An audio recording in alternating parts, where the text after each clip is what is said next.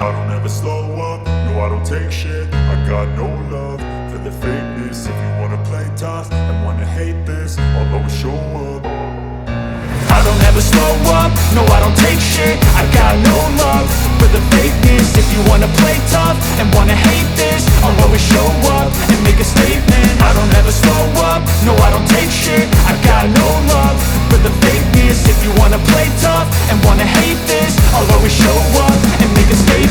Everything I do so instinctive and so passionate. Every word I move so descriptive like an adjective. I got a vendetta against people who patented being negative when you should be getting after it.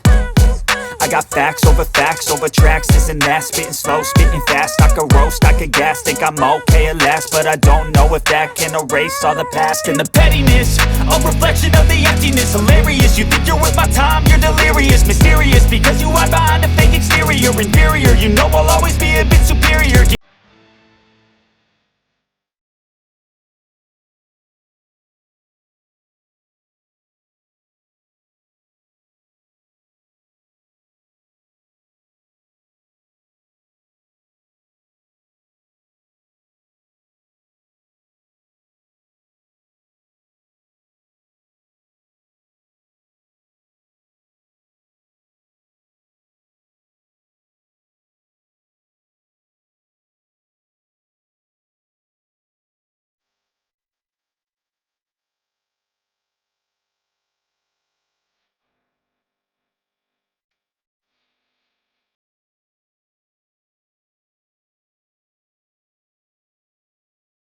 Ladies and gentlemen, please welcome the Governor of Georgia and RGA Chair, Brian Kemp.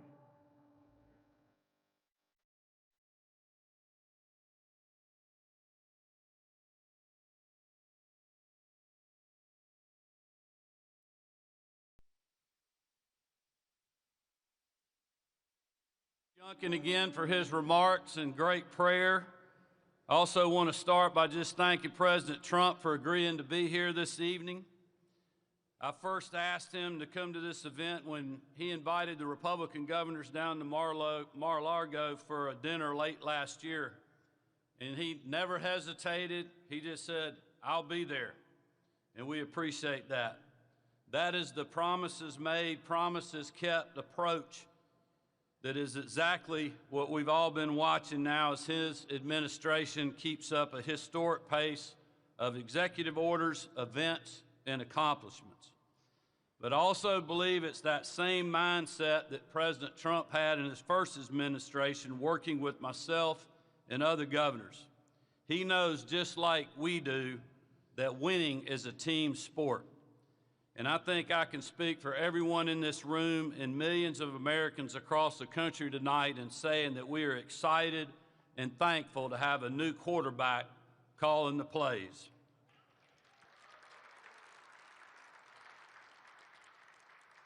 Over the last 4 years, Republican governors have been the last line of defense against the disastrous 1-2 punch of Joe Biden and Kamala Harris.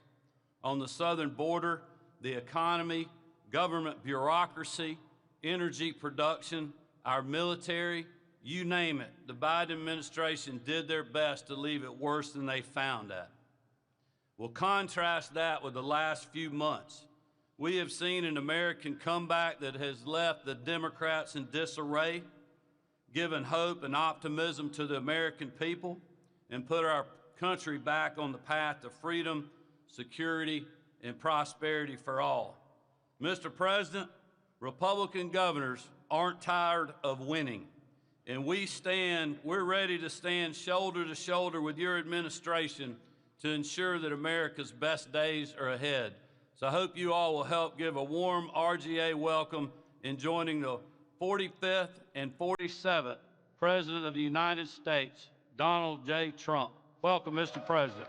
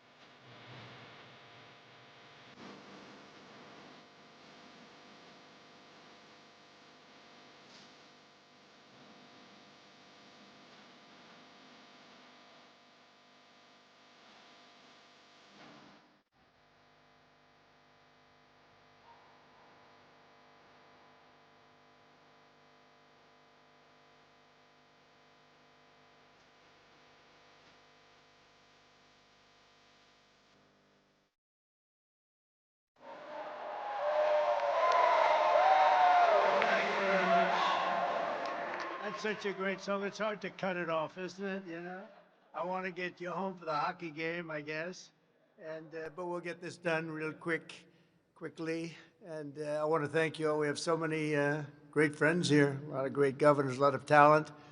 I'm thrilled to be with the Republican governors, and they have done an amazing job. And I look forward to working with each and every one of you as we complete the mission of saving America. They left us a real mess, didn't they, huh? And making our country great again. We're going to do it. We've made a lot of progress. We're given credit for having the best 4 weeks that anybody's ever had as an opening. So now a few hundred more weeks like this, and we're going to be in great shape. But we've had a lot of fun doing it, too. It's a pleasure to do it. We just rip down whatever they've done. It's almost like I want to just do one executive order. Anything he signed is now terminated. It's easier than, you know, point after point after point. I sign and sign. Just do one. Everything he signed is no good, because that's really what basically it's all about. I especially want to thank the chairman of the Republican Governors Association, Brian Kemp, who was fantastic. He was fantastic. We won Georgia by a lot. Where's Brian? We won Georgia by a lot. Where are you, Brian? There you are. We did a great job together, and I appreciate it. We won't forget it. Thank you, Brian. As well as Vice Chairman Greg Gianforte, a friend of mine who's done a fantastic job as governor, for organizing this beautiful evening. In addition to it, hi, Greg. How you doing? Good? You look good. You look good. In addition to our fantastic governors, we also have Secretaries Doug Burgum and Chris Wright. They're very important. Where are they? Where are they, Doug? You were great on television, Chris. These two guys are going to do it. I tell you, if they get the energy pumping, we'll get that energy price down, and everything's going to follow. Everything's going to follow, and we're going to work very, very hard. Here's a gentleman from Virginia that I recognize that we've become. We almost won that, didn't we, huh? We almost won it. We were just a little bit shy. But I want to thank you for the help. We did a great job together. But another man that's with us is really unbelievable, and you're going to be working with him very closely, RNC Chairman Michael Whatley. And Michael worked with Laura, and the team of him and Laura were pretty unbeatable, I would say. She was great and had the victory, and she's solid. There was no nepotism either. Nobody said, oh, gee. They said, how did you get her? And I said to Michael, so who would you like to work with? Well, how about Laura again? But Laura came right after we won. She said, now, Dad, I want to go home to my family. She did a great job, and she just wanted to go back home to the family. But what a team that was. We beat them left and right. They tried to cheat, but they... you had, how many lawyers did you have? Like 2,000 lawyers or some crazy number, right? 6,500 lawyers. I would say that's a lot.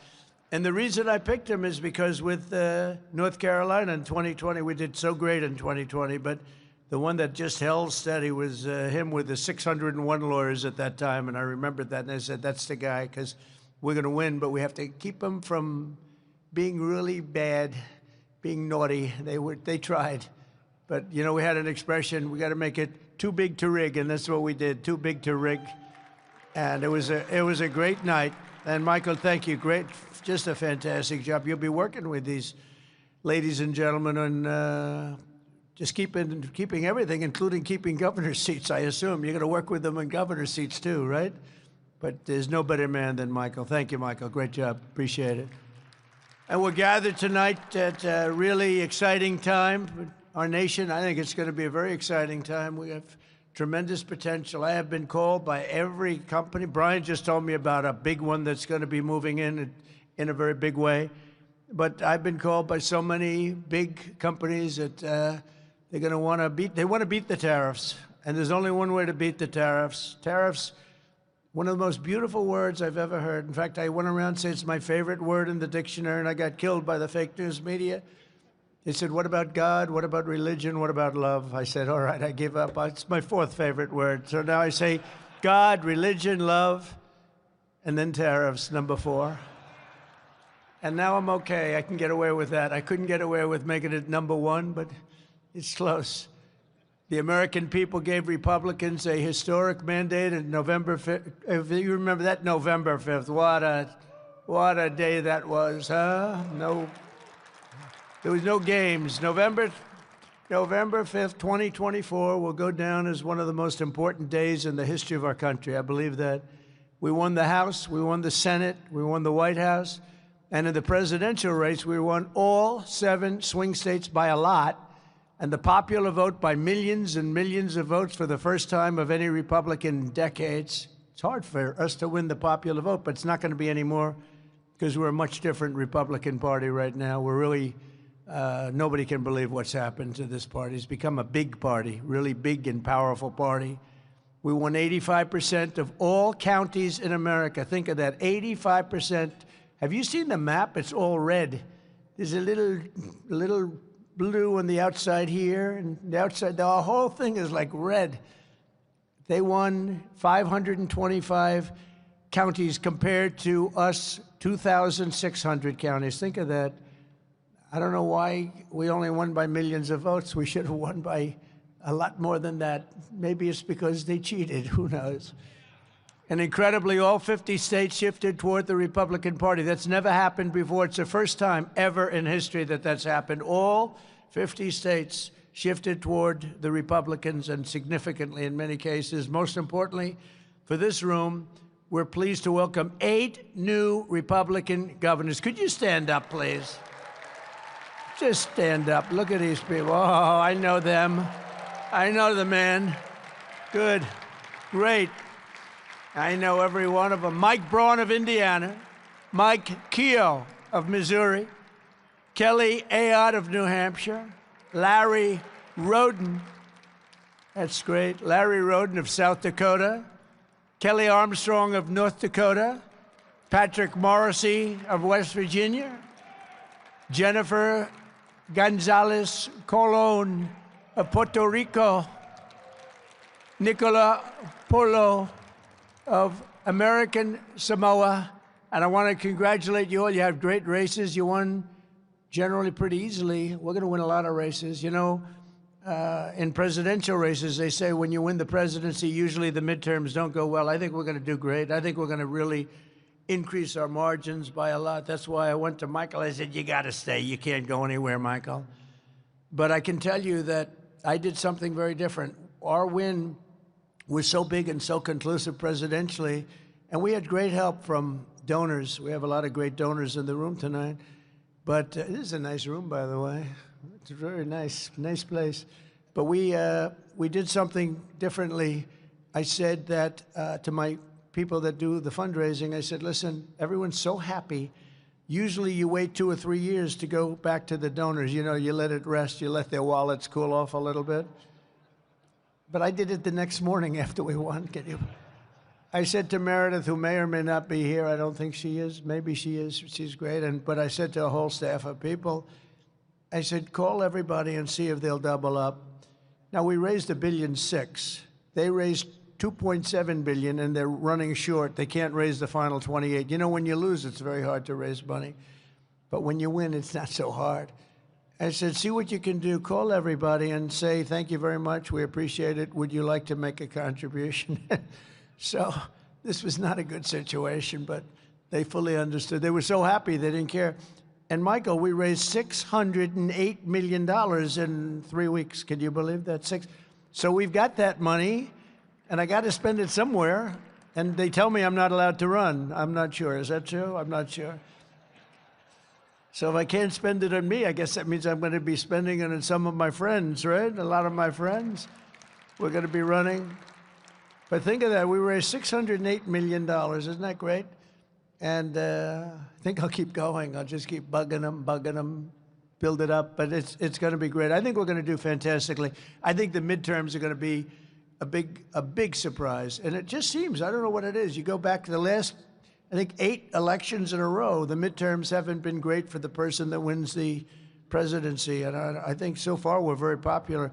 I had an approval rating today of 71 and another one of 69. I have not heard of those numbers before. So we're going to fight very hard, because the better I do, the better you do. It makes your races a lot easier if we do well, and we're going to keep doing well. With the help of everyone here tonight, the golden age of America has officially begun, and the golden age of just this whole thing, the red states, it's going to be leading the way to making our country richer and safer and stronger than ever before. The red states are going to do good. And the blue states, I don't know, maybe they'll totally disappear off that map. It's like, you know, they don't learn, because, you know, like men and women's sports, I say we become the party of common sense. Men and women's sports is not a winner for them. But I saw somebody fighting like hell for the fact that a man should partake in women's sports, a Democrat, a radical left lunatic. And they're still going at it. And we shouldn't really fight them too hard until just about a week or two before the election. Just let them go. Don't convince them not to. You know, I'm always saying they haven't learned. I don't want to say that. Don't say that. Let them keep going, and then about a week before the election, just blast the hell out of them. It's like in a race, you know, you hang in there, and then you just go, because there's no way. Open borders with prisoners coming in, jails, some of the worst murderers in the world. We had one guy killed 5 people, separately killed 5 different people. This is not going to be a great person for our country, but we had 11,088 murderers right now. Some of them have been already brought back. And you know, when you think about it, transgender everything, everybody should be transgender. These are not things that play very well. I would say they're 7% issues for them. And they're over 90% for us, but they keep going. So don't tell them they're wrong. It's too long, 2 years or 4 years. It's too long. Let them continue to go and say, I think it's a brilliant idea to have open borders, to allow prisons and mental institution people to pour in from all over the world. They came from everywhere. But about a week before that election, go crazy. Just save up your money and explain we can't live like this. And they understand it. Every day of my administration will be fighting to help your state succeed and prosper, and together we're going to bring back the American dream, something nobody talks about anymore. In our last 4 weeks, our new administration has accomplished more than most administrations do in 4 years, and the last administration was a negative. I mean, it was accomplishment, I would say negative 50%. There wasn't any accomplishment. It was a de-accomplishment. On day 1, I declared a national emergency on our southern border. I sent our military to the border to secure the sovereign territory of the United States of America. We ended catch and release. We began the largest deportation operation in American history, larger even than that of President Dwight D. Eisenhower. You know, he was sort of a moderate guy, but he was very strong on the fact he didn't want people pouring into our country from all over the world. He was very tough. He had the record. We now have the record. It's not a record I'm really proud of. You don't like to do that, but we have no choice. We can't let it. I mean, they let criminals, many, many criminals, hundreds of thousands, probably millions of criminals, 21 million people, I believe, is the number. And of that, millions of people are hard, stone-cold criminals. In the past 4 weeks, illegal border crossings have plummeted by nearly 100%, and the tiny number of illegals that do make it across are being apprehended and sent right back to their home where they belong. All countries are taking the illegal aliens back, every single one, even though they said, and strongly, we're never taking them back. Don't even try. They said that during the Biden administration. It didn't work.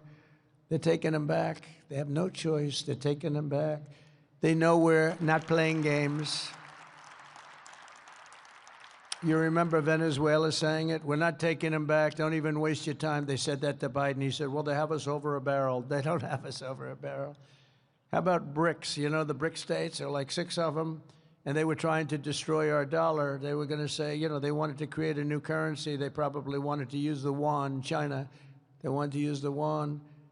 And Biden said, well, this is a tough situation. There's not much we can do about that. We can't help that. I said, oh, we can help it. So when I came in, the first thing I said is any BRIC state that even mentions the destruction of the dollar will be charged a 150% tariff.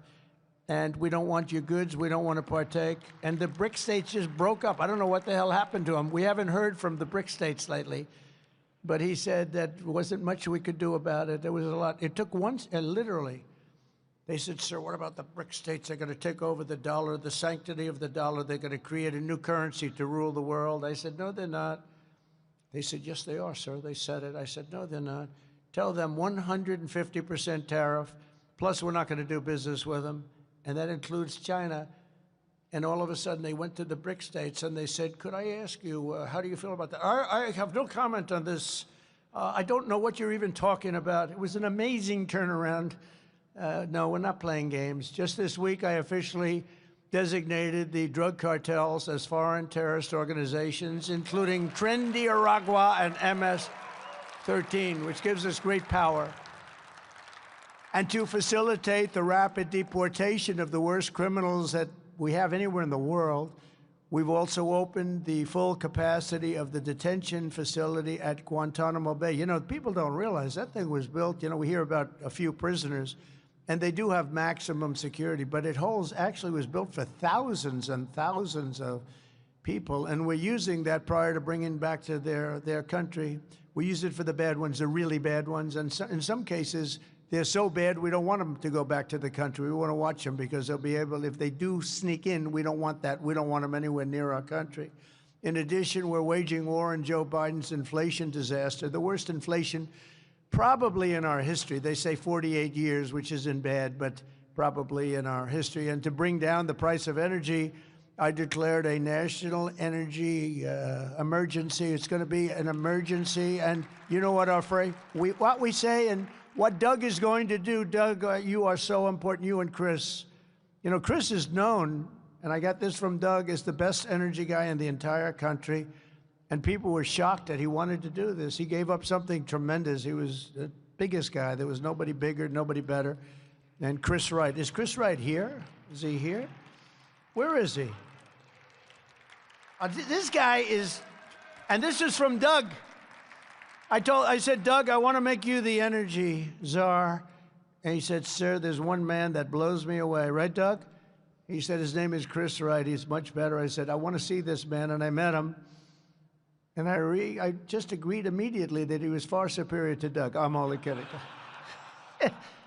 So what I did, we have a weird deal. You know, we have the Department of Energy and the Department of the Interior. And Interior has all of the energy. And Doug has none of the energy, but he's got, Chris has none of the energy, but he got a hell of a good title. But we want the guy with the energy to be able to drill. So we sort of merged them and their friends and everything else. And they've got a thing going on. I think it's going to set records like nobody's ever seen before. So we have the man that controls the energy. We have the man that drills the energy. And now we've put them together. And you're going to see some action. You're going to see something come way down. So thank you. And thank you, Doug. You were really terrific. He was a great governor, by the way. A couple of you may know him slightly. But he was a great governor, did a fantastic job. You know, he made a lot of money in the technology business, sold to Microsoft for a lot of money. I won't tell you how much. I don't want to embarrass him. Some people would say it's a lot. Some people would say it wasn't that much, right? But, you know, when you get close to $1 billion, that's pretty good. And he didn't know much about energy. When he became governor, he became one of the great experts of energy anywhere. We did unbelievable, really an unbelievable job with the state. He did like me. He did well in business, and then he said, let's run for politics. And he did, and they love him in the state. But he was term limited, and I watched him running. He was running against me, but I still liked him. And I said, that guy's got real talent, and he was one of the first people I called. So you're doing a great job, and thank you for leading us to Chris. I'll give you a bigger thank you in 2 years if Chris is as good as you say, okay? But I know he's going to be. Thanks a lot, Chris. Good. Go out there. If we can bring energy down, everything's coming down. You know, the eggs are coming down and the bacon's coming down. Everything is coming down, and that's the biggest thing, the energy. So those two guys are very important. To cut through the red tape, I've established a National Energy Dominance Council, chaired by the former colleague and your former colleague, Secretary Burgum. He's going to do a fantastic job. We're putting incredible people on it. I withdrew from the one-sided and very expensive Paris Climate Accord. It's a one-way street. You know, under that accord, we pay $1 trillion. Think of it. We pay $1 trillion. They pay nothing. China doesn't pay anything. India doesn't pay anything. Russia doesn't pay. We just pay everybody. It's like a health organization, and every deal is no good. But we're changing it. We terminated health. You know, on the World Health, we paid $500 million a year, and China paid $39 million a year. I said, that doesn't sound good. They have 1.4 billion people, and we have nobody knows what the hell our number is, because so many people pour into our country. We used to say like 325. I have no idea. We'll figure it out eventually, but let's put it this way. It should be substantially less than 1.4. But we have, let's say we have 325 million. They have 1.4. We're paying 500 million. And these aren't, I mean, relative to government, these aren't huge numbers, but this is an example of what happens when you have bad government, when you have incompetent people. So I would explain this, and they called me and they said, we'll let you in for the same 39 million. I said, well, we should be much less than 39. We should be, but I didn't even want to do that because I'm not going to talk. I said, I'll think about it. And it was very public. And when Biden came in, he agreed to go back into the World Health for $500 million. He could have gotten, I mean, it's a lot of money. You could have gotten it for 39 million, Joe. That's why you're not president any longer, I guess. He could have had it for 39. They were standing there. It was very public. But he took the 500 million instead, because he never laid in bed at night sweating, tossing and turning like half of these governors. Not all of them probably, but half of them. It's sweating. How are we going to do a great job? He never did that. But that's just a case study in, you know, how not to run. Because, you know, if we had people at that level that would have negotiated. I bought a plane. It's really two planes, Air Force One. Now, if Boeing would build the damn thing, it would be nice, too. We don't build like we used to. We don't build too fast. I gave the order out about 6 years ago. They're still waiting. Getting a little tired of it. I gave a fixed-price deal. But it was $5.7 billion. I negotiated with Boeing. It took about 2 months, and I got the 5.7 down to $4 billion. Actually, 1 penny less than 4. I said, it has to have a 3 on it. And he said, you want from 5.7 to 3? I said, yeah, 3 on it, meaning it has to start with a 3. And after about 2 months of saying, no, no, no, no, it has to have a 3, it has to have a 3, he called up, he said, sir, I want, and this is what happened, $3,999,999,999 and 99 cents, 1 penny less. I said, you have a deal. But we saved $1.7 billion just by negotiating. And in all fairness, most of you can do that, and some of you do it. Some of you do, you know, you have surplus states, you have incredible states, and you have to do that because every time somebody sends you a bill, they expect to be negotiated. And in the past administration, and sometimes I guess in this it happens because people don't care. You know, Elon talks about caring. Caring is very important, and they have to care. If they care, they say, no, no, I'll pay you. They'll send you a bill for $10,000, and you say, nope, I'll give you 5. And they'll say, no way, no way, no way, and you'll end up paying 6 or 7 or something.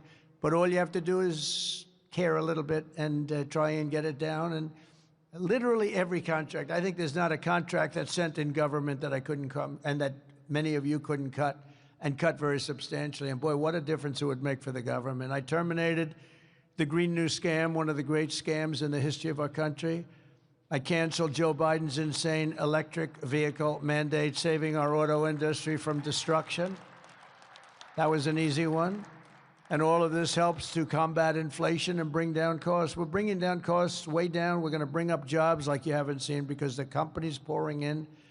We're going to have announcements over the next 3-4 weeks that you're not going to believe from some of the biggest companies in the world, and the numbers are staggering. Hundreds of billions of dollars of investment, hundreds and hundreds, trillions of dollars when you add it up, to slash hundreds of billions of dollars in waste and fraud. We're talking about also an abuse. I've created, as you possibly have read just a little bit, the Department of Government Efficiency. And here are just some of the things that we've paid. And we've stopped, and we've gotten the money back. $520 million for a consultant to do ESG, that's environmental, social, and governance investments in Africa. $525 million. $25 million to promote biodiversity conservation and social responsibility behavior in Colombia. $40 million to improve the social and economic inclusion of sedentary migrants. Nobody even knows what the hell it means. $42 million for social and behavioral change in Uganda. $10 million for Mozambique medical male circumcision. We're doing circumcisions in Mozambique to the tune of approximately $12 million. $14 million for improving public procurement in Serbia. $486 million to the Consortium for Elections and Political Process Strengthening, including $22 million for inclusive and participatory political process in Moldova, and $21 million for voter turnout in India. Why are we caring about India turnout? We got enough problems. We want our own turnout, don't we? Can you imagine all that money going to India?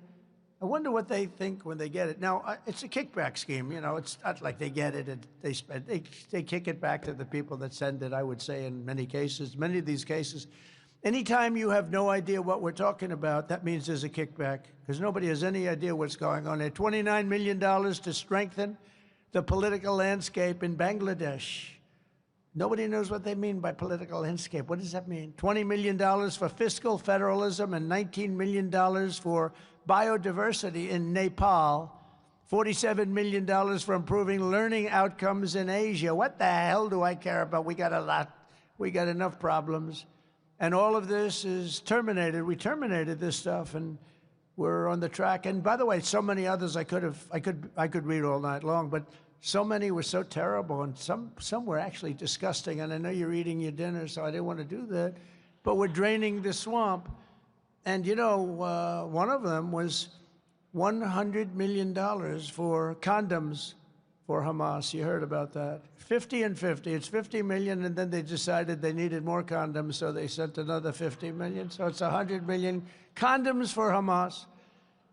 But now that's the good stuff. Here's even worse. Social Security. As you know, generally speaking, people don't live to be over 100 years old. We all will, I think, 120, 130, hopefully.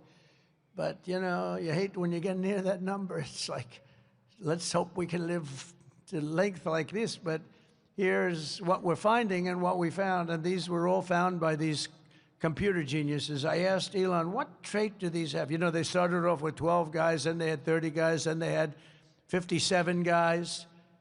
Now they have over 100 guys, and he attracts very young people with high IQs, you know. Some people attract very beautiful people. I think I like them better, actually.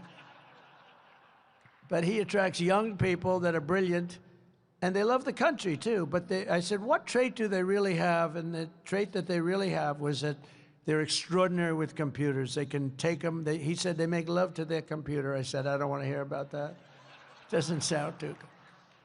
He said they can take apart the most complex computer instruments and literally put them back blindfolded. So when they go into some guy that's ripping off the country by doing some of the things you've just heard or what you're going to hear, they can't be bullshitted.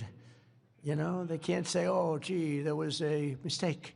There was a big mistake, and we're finding hundreds of billions of dollars worth of fraud, waste and abuse, but I think fraud will be the number one as we see. But listen to this on the program. There are 4.7 million Social Security members who go and live from 100 to 109. Well, I'll tell you, I know some people that are close to 100. I know one or two that got over that mark. But you don't have millions. 3.6 million people from age 110 to age 119. 3.47 million people from age 120 to 129. In other words, 120 to 129 years old. Millions of people, millions. 3.9 million people from age 130 to 139, which is pretty amazing because the longest living person ever on record, and they're not sure it was correct, was a woman from a very faraway place, lived to 127 years old. She was a healthy specimen, but she lived to 127. 3.5 million people from age 140 to 149. So we have 140-year-old people plus millions of them. 1.3 million people live to over 150 years of age, 150 to 159 to be exact. Over 130,000 people over the age of 160 years old, including 1,039 people between the ages of 220 to 229. And we're going to be investigating this fraud. Actually, we had one person who was 361 years old.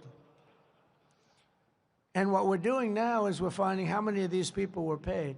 So we have millions of people, could be well over 100 million people in our Social Security rolls.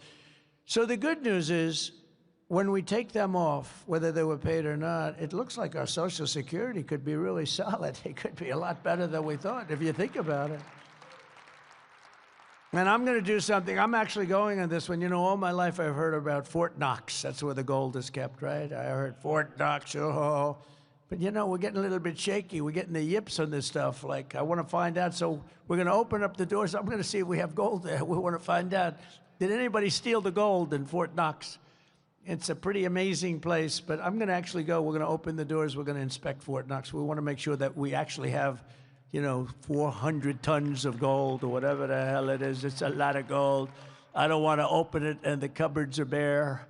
Could happen. If you look at some of the things, oh, by the way, wait till we go into the education department. We haven't even done that. So we could find as much as $1.5 trillion worth of waste, fraud, and abuse. If we do that, we can balance budgets. We can do a lot of other things, especially when you couple it with the massive amounts of tariffs that are coming in already. You know, just with what we are charging, I won't mention the country because I don't want to anger people that like me, and I like them very much. But we're finding at least $60 billion a year in one country alone, and I haven't even started. It's just a very small portion that I've, you know, attached to them. So I got a call from Congress. They said, you know, a lot of money is coming in from these tariffs, and they're starting to change their whole thing. So if you can add the tariffs, and this is numbers that I don't want to say it because then they'll say he didn't produce, but you could wipe out your income tax. You could maybe not even have an income tax system when this thing works out. Because in the old days, that's what happened. You know, our country was the richest ever from 1870 to 1913. That's when we were actually the richest, and we were a full tariff country. McKinley, and by the way, I just renamed Mount McKinley. I hope you're happy about that. But McKinley was the president. He was a tariff guy, and he believed that countries should not be allowed to come in and plunder. He had beautiful language on tariffs: plunder our wealth, plunder our jobs, steal our companies, and take our money without paying a very fair price. And he said, and that price shouldn't be more than fair. It should be high, because what they do is they hurt our country. And we became very rich. He was assassinated, and as you know, Roosevelt took over, Teddy, and he spent money on parks and on dams and on everything. I mean, you know, But he really spent a lot of the money. McKinley never got the credit, but he spent a lot of the money that McKinley made. But it was the richest we ever were in the 1800s, early 1900s. And then in 1913, we went to the income tax system. And to be honest, we did fine, but we were never like we were. They formed the Tariff Commission of 1887. And it was a commission of people like you, blue bloods. Are you blue bloods? There are a couple, and about 3 of them over here. But blue bloods. But it was a commission, and it was set up for the sole purpose of, we have so much money. This is in the United States. We don't know. We had no debt. We had no nothing. We had massive amounts of money. The commission was set up to determine where we should spend our money. Where do we spend it? We've got so much. Can you imagine? Wouldn't that be nice? Now look at what they're doing, but this is money we have to borrow where they're doing it.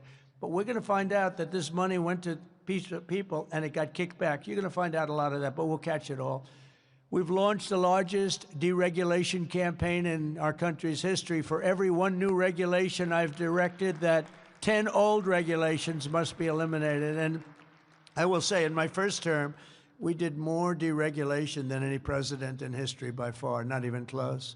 With Republicans in Congress, we're also racing to pass the largest tax cuts in American history. We're looking to we brought it down from 41%, much higher if you add the state things, but 41% to 21%, which people said was impossible.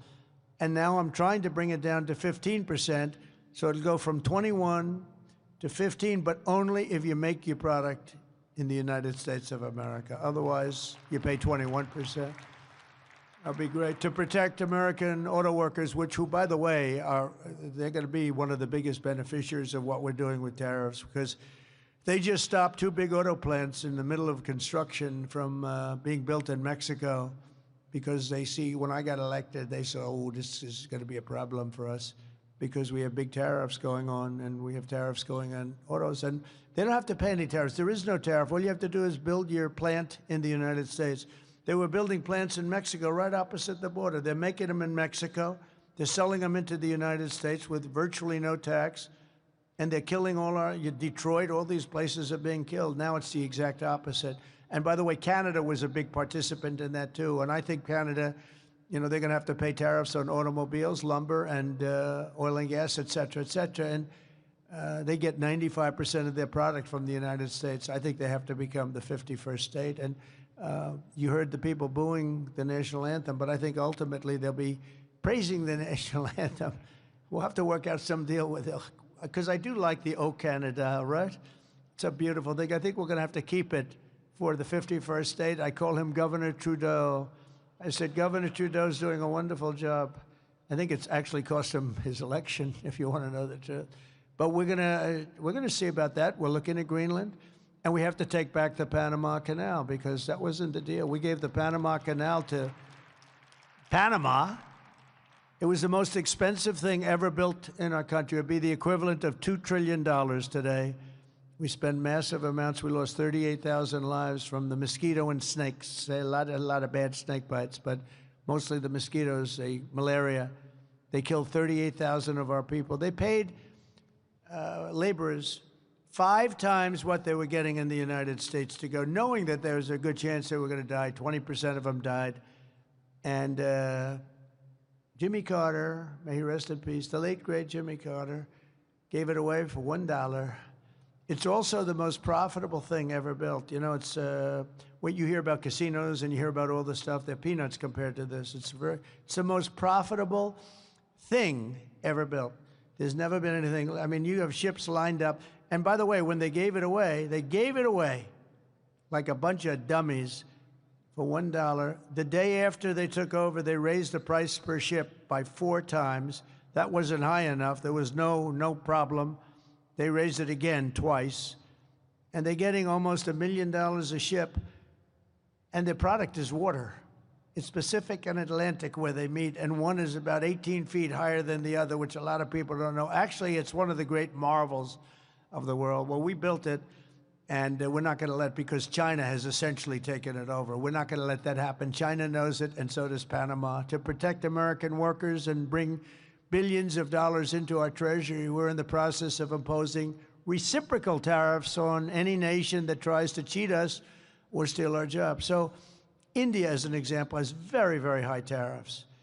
And I was going to impose a flat tariff, but that wouldn't really do the trick because some of the countries have really high tariffs. So it really works out much better. Nobody can even fight it.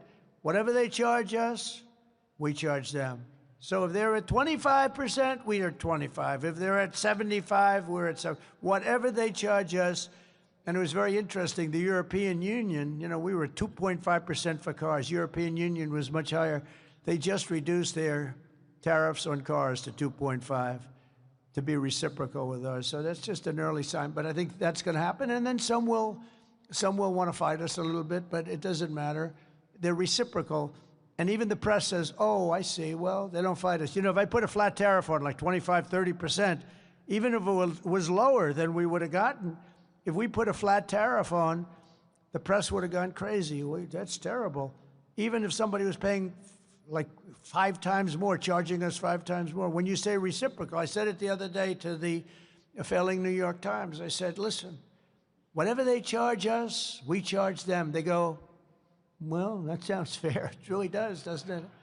So it's a reciprocal tariff, whatever they charge us. I've ended Joe Biden's weaponization of our government and removed his handpicked radical left Marxist prosecutors from the Department of Justice. We have a great Attorney General, Pam. I immediately halted all government censorship and brought back free speech in America. I signed an executive order to end all of the lawless diversity, equity, and inclusion policies across the entire federal government and private sector. Do you see how much it costs? One company said they're going out of that business and they're going to write off $229 million. How do you spend that much money to convince people that they should have transgender operations and various and sundry other things that we don't like to talk about? It's crazy, the amount of money that was, it was almost like just a mind blower what they were doing. It was terrible and all over. And by the way, our military is now free of that. Anybody that even tries it, they're gone.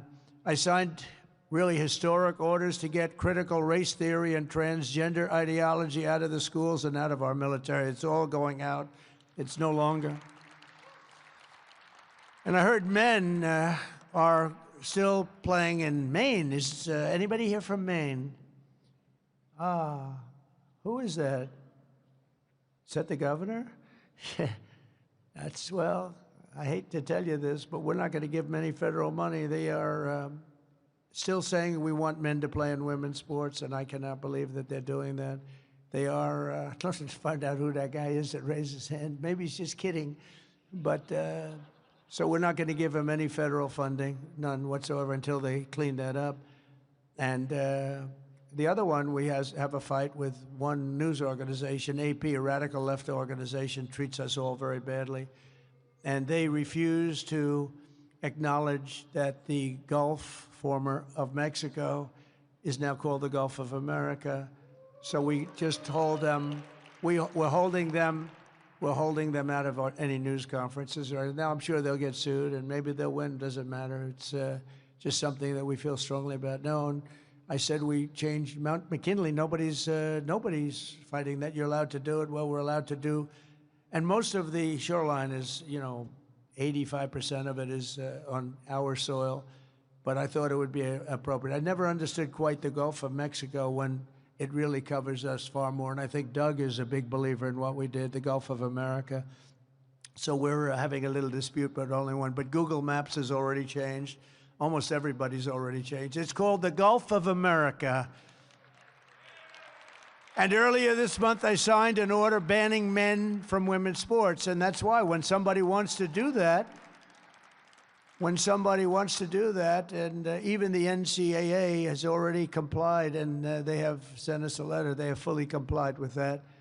I also proudly banned the use of puberty blockers, hormone injections, you believe this? And other chemical and surgical mutilations of all minor youth. Do you believe you have to say that? I mean, it's terrible. Who would believe that we're talking about even these things? Men playing in 10 years ago, 15 years ago, can you imagine? People would say, is he crazy talking about this? And they're still fighting us, but let them fight. As I said, we're going to make universal school choice a very big, strong thing, school choice. And we're working very, very hard to send these schools and education back to the states where they can be properly run. In other words, this really affects the people in this room, but you're going to be running your schools, and who can do worse? Look, they rate them in the top 40. So we just came out with one that we were number 40, but we were number 1 in cost per pupil. And I mean, I know a lot of the governors in this room. You run a great state, and you'll do great with education at a much lower price. We're going to give you whatever you need, but at a much lower price. We have people in Washington, D.C. that, in all fairness, in many cases, don't give a damn about your pupils or your students or your states. And they're running everything, and they're running it into the ground. So it came out, we're last in education, but first in cost per pupil. Norway, Denmark, Sweden, I have to tell you, China, and a few others are always in the top 5. And I really believe that 35 or 36 states, and all of you are here, almost all of you are here representing those states, I think you're going to have education that's every bit as good as Norway and Denmark and Sweden and all of them. And then we'll have some laggards, and you know who the laggards are going to be. You just have to look at everything else. But in everything we do, we're putting America first, because the Republican Party is now known as the party of common sense. It's the party of common sense, very important. I think it's a very important phrase for you to use. It's all about common sense.